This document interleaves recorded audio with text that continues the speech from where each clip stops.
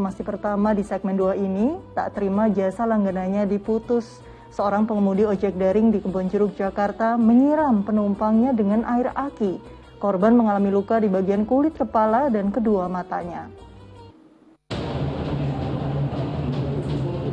Pria 61 tahun ini hanya bisa tertunduk malu saat diamankan polisi. Pelaku ditangkap di kediamannya di kawasan Cengkareng, Jakarta Barat.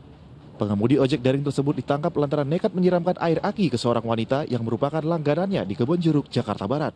Aksinya dipicu rasa sakit hati atas keputusan korban yang berhenti menjadi pelanggannya secara sepihak. Bukan tanpa alasan, keputusan itu diambil lantaran korban tidak lagi bekerja di tempat sebelumnya dan tidak membutuhkan jasa ojek. Akibat insiden tersebut, korban mengalami luka di bagian kulit kepala dan iritasi di bagian kedua matanya. Tak berselang lama, tersangka dilaporkan ke pihak berwajib. Memutuskan langganan ojol dengan pelaku, dan korban menjawab, saya sudah tidak ada urusan lagi, tapi pelaku mengatakan urusannya belum beres. Nah, dari situ pelaku langsung mengambil air mineral dari tas lempangnya, langsung mengguyurkan air aki tersebut. Dari tangan tersangka, polisi menyita barang bukti berupa atribut ojek daring. Sementara tas dan wadah botol plastik bekas air aki yang digunakan pelaku telah dibuang. Atas perbuatannya, tersangka terancam hukuman 5 tahun penjara. Jayadi melaporkan dari Jakarta. Ya, astagfirullahaladzim, kita sangat sayangkan peristiwa ini terjadi. Harusnya bisa lebih bersabar dan menerima dengan ikhlas, apalagi pelanggannya ini terpaksa memutus jasa ojek karena memang tidak lagi bekerja di tempat tersebut. Ustadz Atabik bagaimana melihat kejadian tadi? Rasa kecewa yang mendalam sehingga melakukan perbuatan yang akhirnya merugikan diri sendiri. Harus belajar lagi nih sepertinya soal keikhlasan menerima kenyataan ya Ustadz. Ya Mbak Cinta, sesungguhnya semua yang terjadi kepada diri kita, apapun bentuknya adalah sesungguhnya takdir Allah Subhanahu wa Ta'ala, ketetapan Allah. Ketetapan Allah itu adalah ujian untuk kita. Bagaimana kita menerima dengan ikhlas, menerima dengan lapang dada.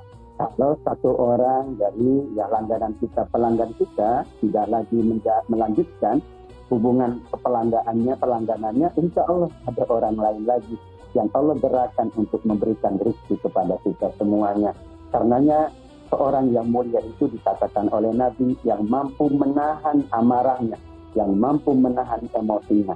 Setiap kita memiliki rasa marah, karena itu adalah merupakan fitrah. Tapi yang terbaik adalah yang mampu mengendalikan, yang mampu menahan. Wal kaziminal ghaidh, yang mampu menahan rasa marahnya, yang mampu menjaga dan mengendalikan amarahnya atau emosinya. Orang yang mampu mengendalikan emosinya dengan ia pasrah kepada Allah, maka inilah yang terbaik. Sampai kebaikan itu dikatakan oleh Nabi, kalau Anda mampu menahan emosi, mengendalikan diri untuk tidak meluapkan amarah, meluapkan emosi dengan berbagai cara, maka ia adalah dijamin oleh Allah dengan surga, la taghdab fala tajannah. Nabi mengatakan kepada sahabat Abu Sa'id Al-Khudri radhiyallahu an, engkau tahan marahmu, engkau tahan emosimu. Apapun yang terjadi kepada dirimu, kalau kita mampu menahan diri, maka itu yang terbaik, dijamin oleh Allah. Wala tajannah, bagimu atas pengendalian emosimu, atas pengendalian marahmu, atas kemampuan menahan diri dari melampiaskan amarah, bagimu adalah surga Allah Subhanahu wa Ta'ala.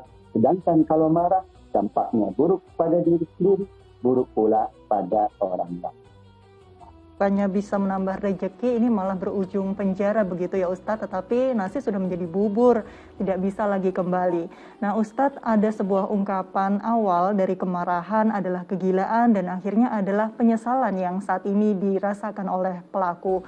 Bagaimana Ustadz Atabik Lutfi menjelaskan ungkapan ini? Ya Mbak Nurul Cinta, awal dari seseorang meluapkan emosinya, amarahnya adalah tentu kedengkian, kemudian kekecewaan, yang ujungnya pasti adalah penyesalan. Kenapa ujungnya adalah penyesalan? An-nadamu 'indal ghadab. Orang yang melampiaskan amarahnya, yakin suatu saat ia akan mengalami atau merasakan penyesalan. Karena ia melakukan sesuatu yang tidak patut. Ia melakukan sesuatu di luar dari batas kemauan. Karena kontrol dirinya lemah. Sedangkan orang yang melampiaskan nafsu berarti tidak mampu mengontrol dirinya. Maka ia di bawah hasutan dari setan. Kalau setan menghasut, menghembus, berarti dia tidak sadarkan diri. Maka nanti setelah marah, ia menyadari, ia menyesali, bahkan ia berusaha untuk tidak lagi berbuat seperti perbuatannya dahulu. Namun benar nanti sudah menjadi gugur. Ketika seseorang sebelum marahnya justru ia memikirkan, ia berpikir matang-matang, ia ulangi lagi, ia refleksi lagi, ia kontemplasi lagi, ia kemudian ingin memahami apa sebabnya, apa akibatnya. Kalau aku berbuat ini, apa hasilnya, apa kemudian kemudorotannya. Manakala ia timbang-timbang sebelum ia melampiaskan emosinya, ia akan mendapatkan kebaikan. Namun tak ia tidak menimbang-nimbang, maka suatu saat ia akan mengalami penyesalan. Dan yakin ya, sahabat kita ini, keluarga kita ini tentu mengalami penyesalan yang tiada tara, karena ia akan berujung di penjara dan tentu kehilangan sekian banyak anugerah Allah Subhanahu wa taala. Untuk itulah kenapa dikatakan bahwa akhir dari sebuah amarah, akhir dari sebuah luapan emosi adalah penyesalan.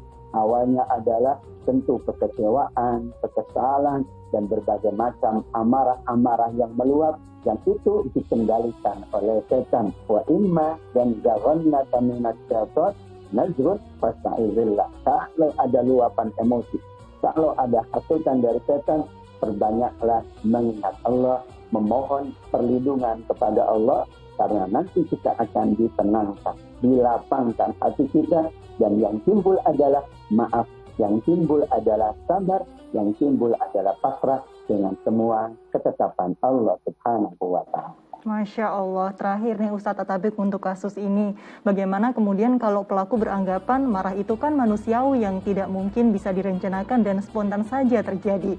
Padahal Islam sudah jelas melarangnya. Ya, spontanitas itu adalah sesuatu yang dikaitkan dengan kemampuan diri, yaitu self-defense.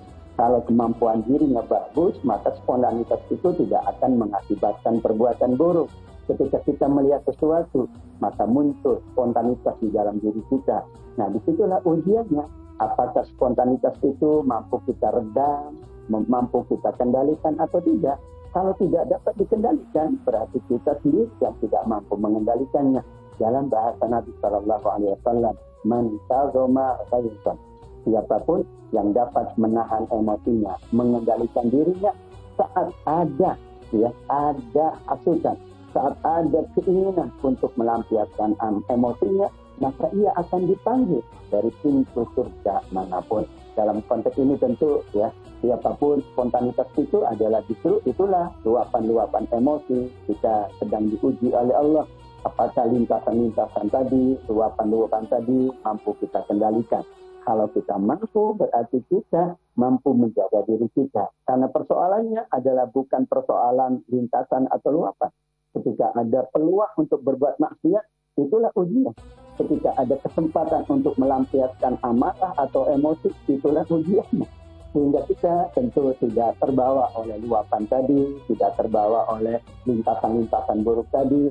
Karenanya ketika ada lintasan buruk, ada luapan, ada sifat-sifat yang kemudian secara tiba-tiba datang kepada diri kita, disitulah kita diminta oleh Nabi mengendalikan diri, menjaga diri, mawas diri. Ingat bahwa akibat dari perbuatan apapun ada di tangan Allah, atau bisa jadi akibat dari perbuatan kita adalah merugikan diri kita dan merugikan orang lain. Masya Allah, harus bisa mengendalikan emosi karena harus dipikirkan apa akibat yang terjadi karena dapat merugikan diri sendiri dan juga orang lain seperti kasus yang tadi. Baik, kita ke info